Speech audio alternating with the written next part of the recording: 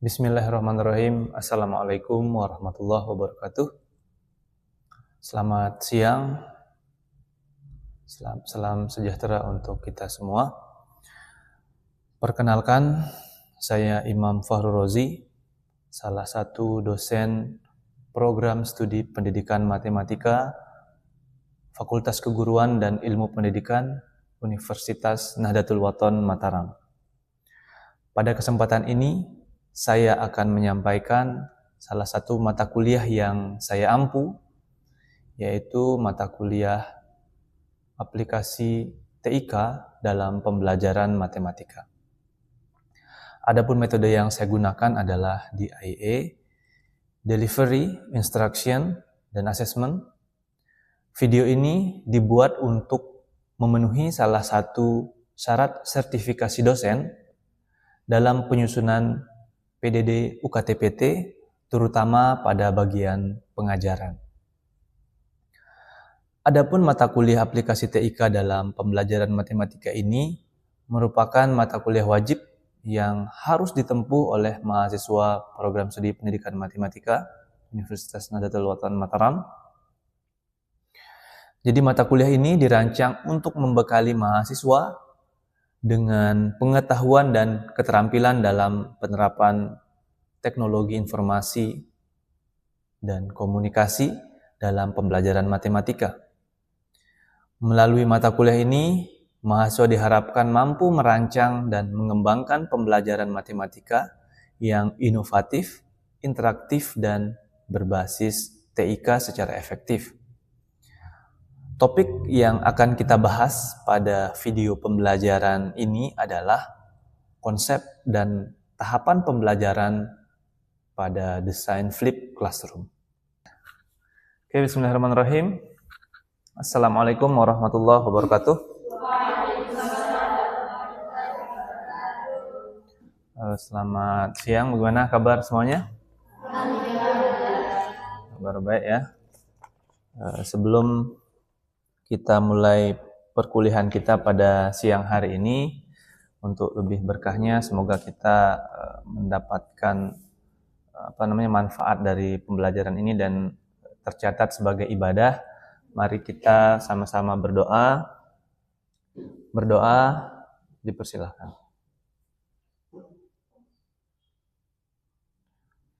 Berdoa selesai. Baik, perkuliahan kita pada siang hari ini kita akan berdiskusi tentang mata kuliah aplikasi TIK dalam pembelajaran matematika. Melanjutkan pertemuan sebelumnya. Jadi pada pertemuan kali ini harapannya adalah setelah perkuliahan ini mahasiswa mampu mengintegrasikan dan merancang flip classroom dalam pembelajaran matematika.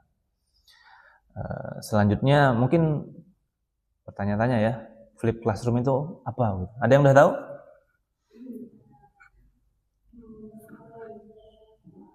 Apa? Model pembelajaran terbalik. Oke, ini dari katanya ya, flip classroom, membalik kelas. Oke, sekarang kita coba. Tapi sebelum ke flip classroom, saya ingin mengetahui apa sih yang membuat pembelajaran itu menjadi menyenangkan. Coba sekarang semuanya masuk ke Mentimeter. Sudah? Oke, silahkan join ke sini. Ini sudah ada. Oke. Satu kata yang menggambarkan atau yang membuat pembelajaran matematika menjadi menyenangkan menurut kalian.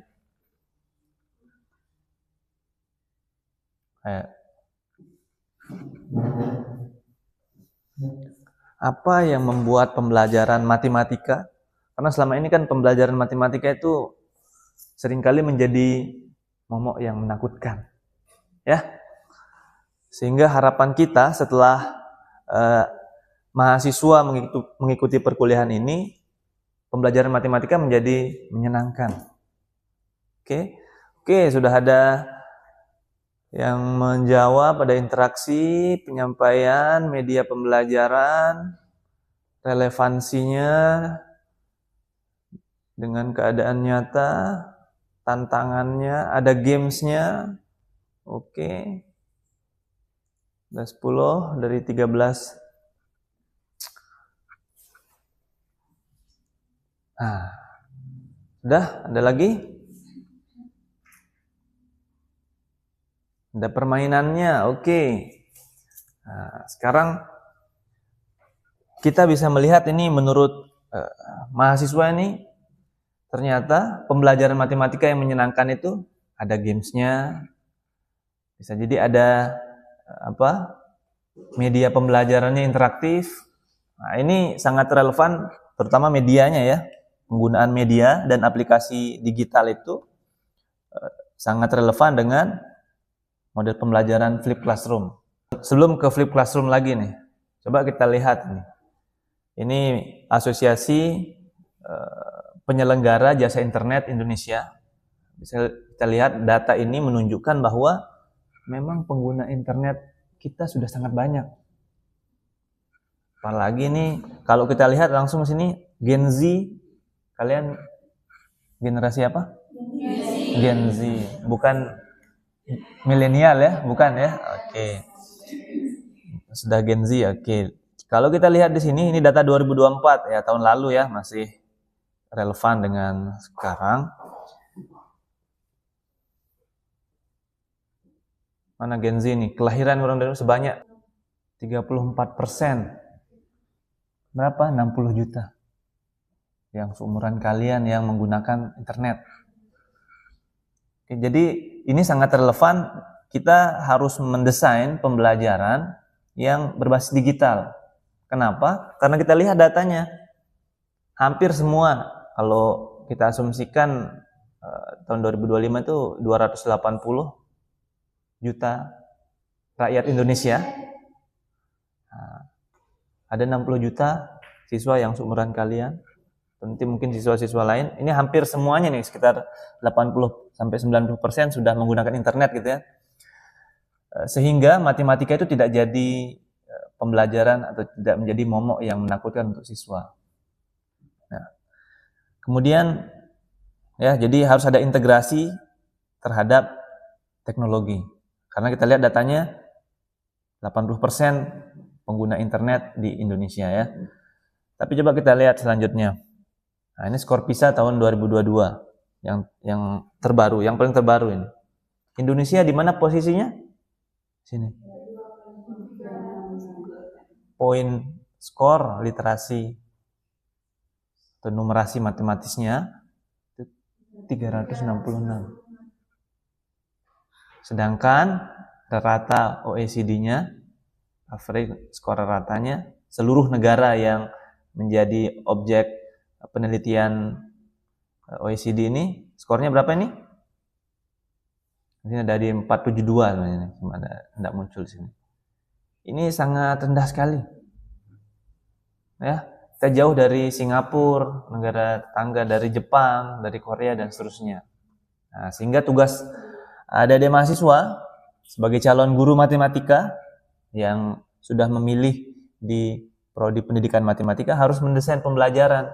Bagaimana supaya pembelajaran matematika itu tidak menakutkan, tidak menimbulkan kecemasan, atau bahkan sampai berdoa gitu loh. Semoga guru matematika saya tidak masuk. Nah, jangan sampai begitu. Jadi hal-hal seperti itu kita ubah dengan bagaimana supaya pembelajaran matematika itu menjadi menyenangkan. Oke, jadi ini beberapa kondisi di Indonesia ya.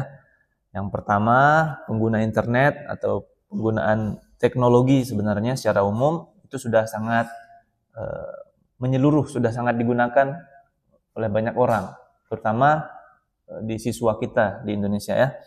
Akan tetapi skor terutama dalam ini kemampuan matematika masih sangat rendah. Kemudian, coba kita cermati sekarang nih, desain pembelajaran flip classroom. Nah, silahkan coba ini tolong dibacakan teman-temannya supaya tidak ngantuk.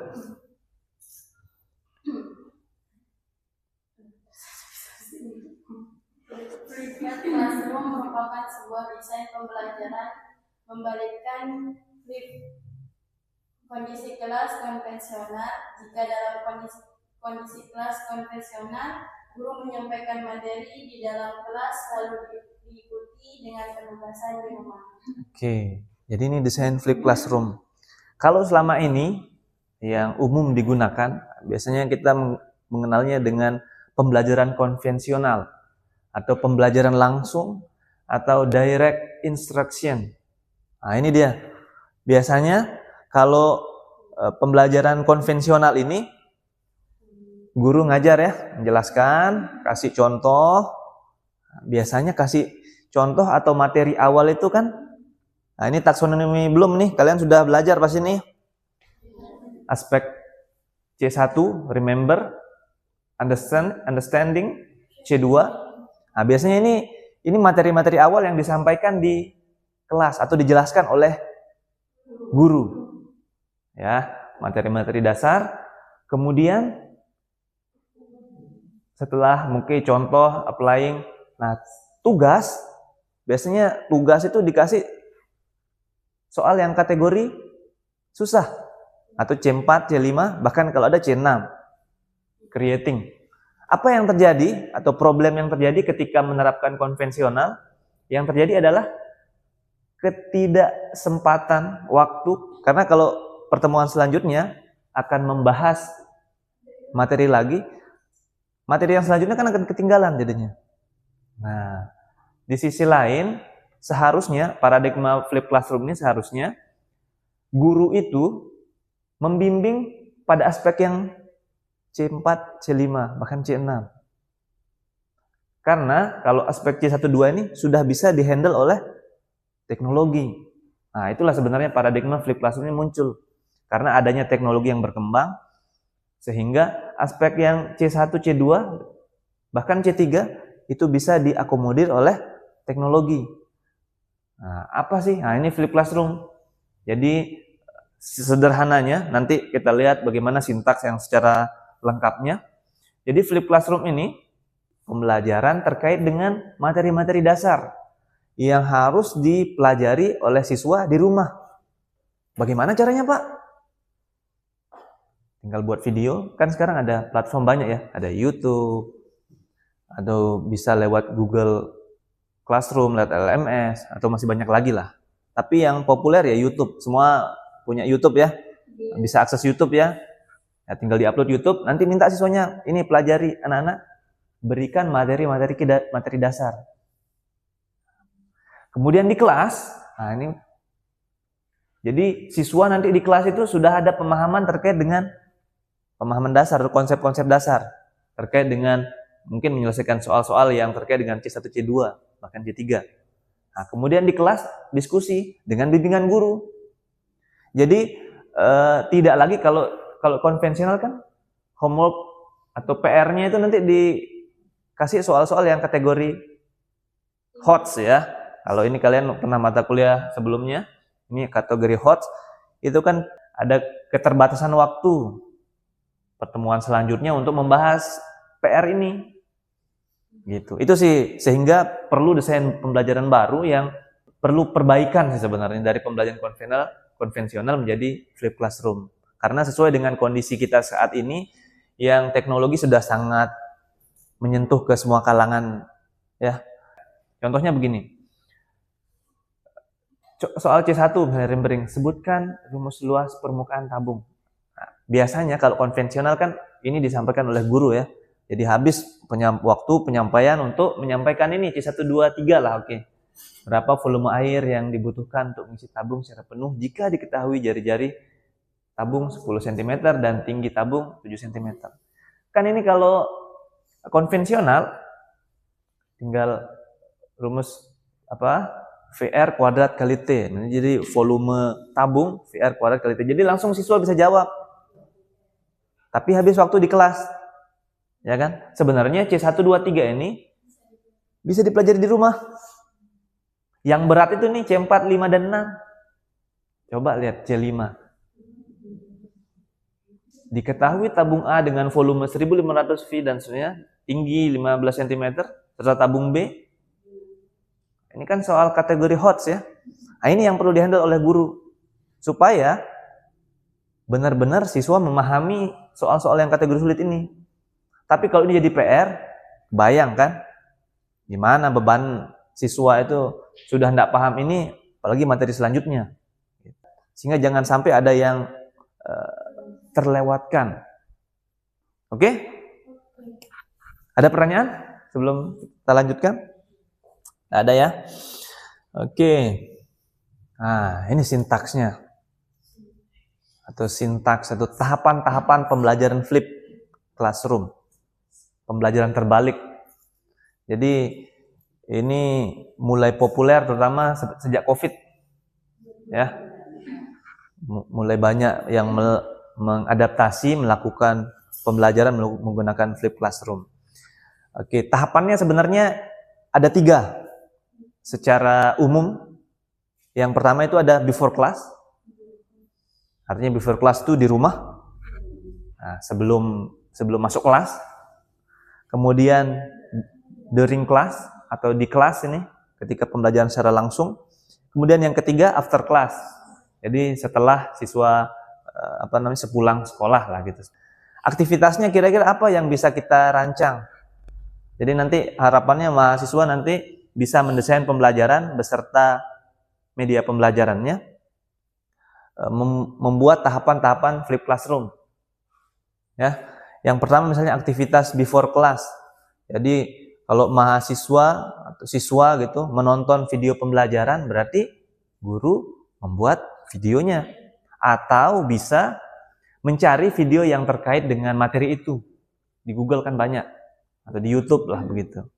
Ya. Itu yang disampaikan ke siswa atau ditautkan ke Google Classroom misalnya.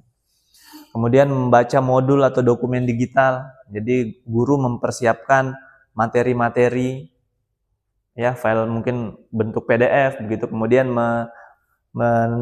menautkannya ke Google Classroom yang bisa disampaikan ke siswa begitu.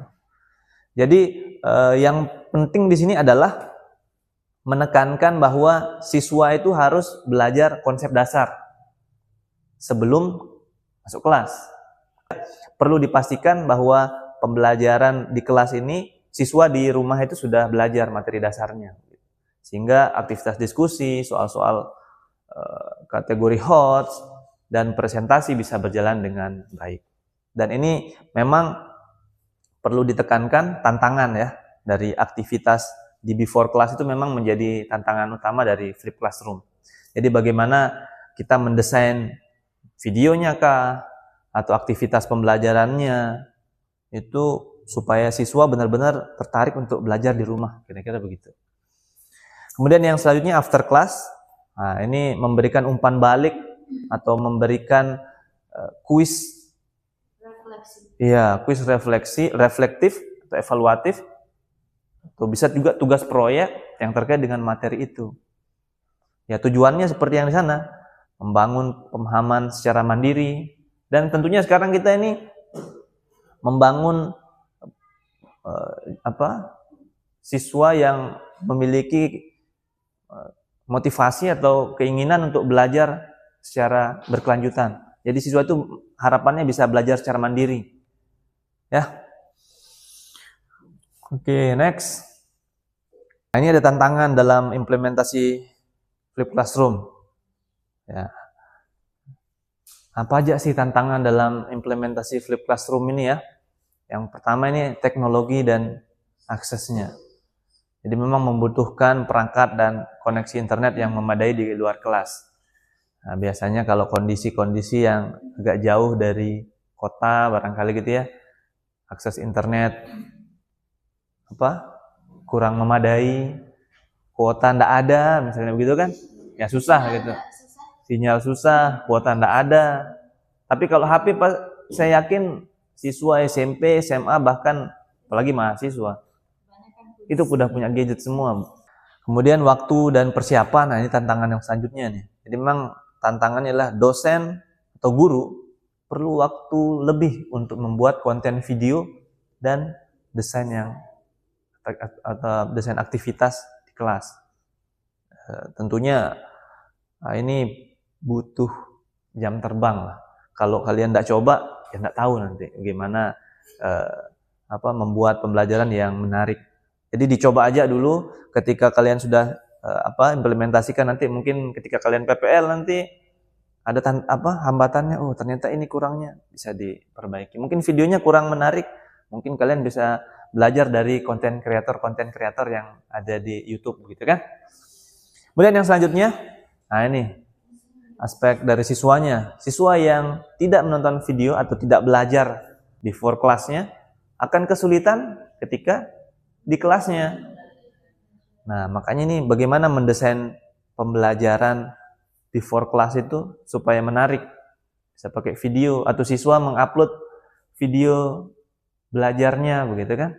Itu biasanya menarik untuk siswa untuk menjelaskan materi dasar dan seterusnya. Kemudian yang selanjutnya adalah tidak semua siswa memiliki literasi digital yang memadai. Ini sama dengan yang nomor 3. Jadi harapannya kita sekarang apalagi di kurikulum Merdeka dan sekarang deep learning, siswa itu diharapkan mampu belajar mandiri dan istilah yang digunakan belajar sepanjang hayat. Jadi siswa itu mau di rumah dia bisa belajar secara mandiri. Sehingga harapannya pendekatan flipped classroom ini bisa menciptakan siswa-siswa yang bisa belajar secara mandiri. Kemudian yang terakhir adalah transisi model. Jadi jika siswa dan guru belum terbiasa, jadi dibutuhkan adaptasi dan bimbingan agar efektif. Memang sesuatu yang baru dan kurang populer itu perlu dicoba dan dibiasakan. Nanti kalau sudah biasa, terbiasa. Kira-kira begitu. Dan memang dari flipped classroom ini kita sudah jelas bahwa TIK sebagai mungkin kalau menurut saya tulang punggung, ya tulang punggung itu atau kunci dari kesuksesan dari flipped classroom. Karena ini tidak lepas dari teknologi kan, dan sekarang teknologi sudah sangat memadai sehingga harapannya guru-guru atau calon guru dari Prodi Pendidikan Matematika UNW Mataram bisa menerapkan teknologi dalam pembelajaran matematika. Oke, begitu? Ada pertanyaan? Tidak ada? Oke, kita lanjut. Silakan coba dibuka ya, Kahoot-nya ya. Saya ingin coba sejauh mana mahasiswa memahami pembelajaran atau perkuliahan kita pada siang hari ini. Sudah ya? Kita bisa play ya. Baik-baik ya soalnya.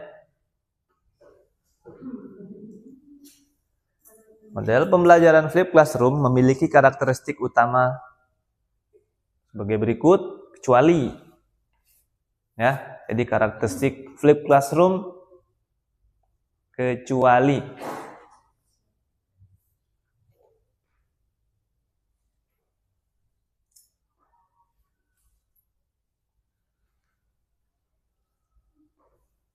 Oke, 1 sudah menjawab, 3. Waktunya 5 detik lagi. 2, 1. Wah. Waktunya terbatas, jangan sampai ketinggalan ya. Ya, 7 yang ya, oke. Jawabannya ya kegiatan kegiatan di kelas fokus pada ceramah kecuali ya. Ya. Oke. Next. Dalam model flipped classroom, teknologi yang digunakan dalam tahap prakelas atau before class ya, adalah untuk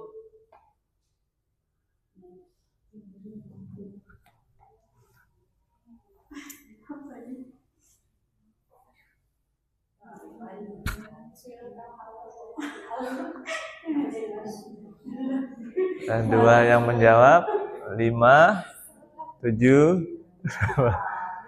9.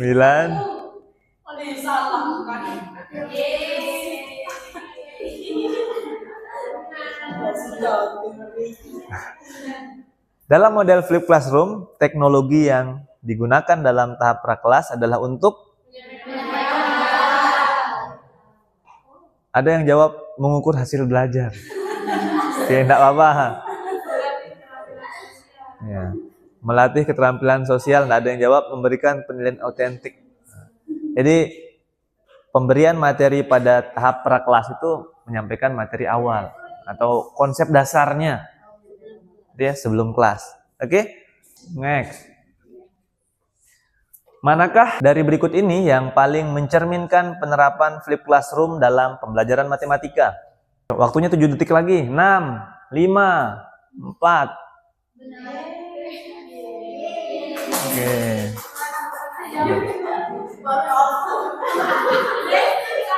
Ya.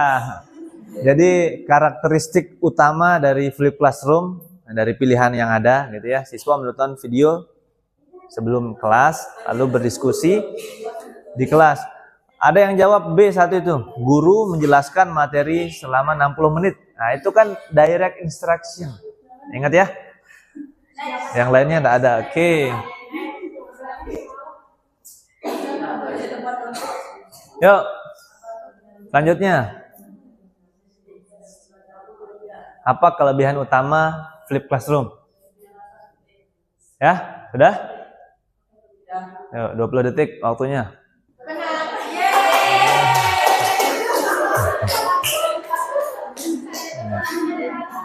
Oke. Kelebihan.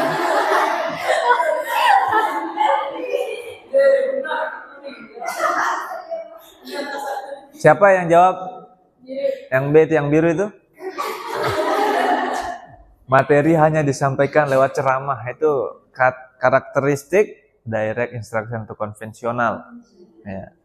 Memberi kesempatan belajar mandiri dan eksploratif. Jadi harapan kita siswa itu bisa belajar mandiri ya. Pembelajaran masa kini. Oke, next.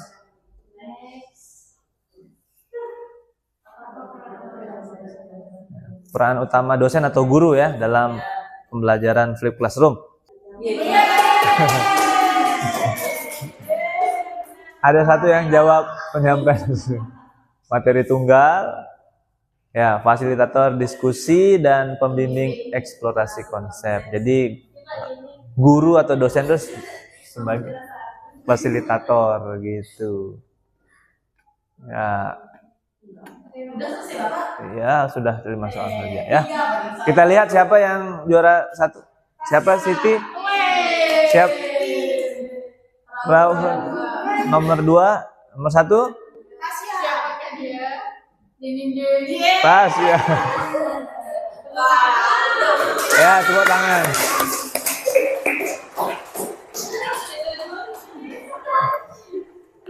Oke. Untuk perkuliahan kita pada siang menjelang sore hari ini. Tapi sebelum saya tutup, apakah ada pertanyaan? Tidak ada ya? Oke. Untuk pertemuan selanjutnya, silakan mahasiswa membuat desain flip classroom menggunakan beberapa media. Silakan bagi kelompok nanti menjadi mungkin 5 kelompok saja. Ya, sama jadi 3 orang per kelompok. Jadi desain pembelajaran. Jadi usahakan materinya berbeda ya. Buat materinya dan tahapan-tahapan dari prakelas, in class, dan after class. Bisa gunakan media-media pembelajaran yang telah kita diskusikan pada pertemuan-pertemuan sebelumnya. Baik, terima kasih atas kehadiran mahasiswa semuanya. Saya akhiri, sekian. Assalamualaikum warahmatullahi wabarakatuh.